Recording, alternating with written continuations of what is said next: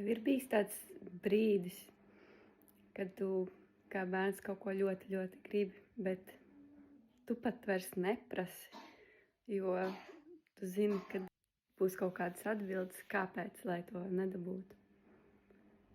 Un izaugot lielam, noteikti tāda sajūta, tā pati sajūta rodās tērējot naudu priekš sevīm, piemēram, nopērkot kaut ko, ko tu ļoti vēlies.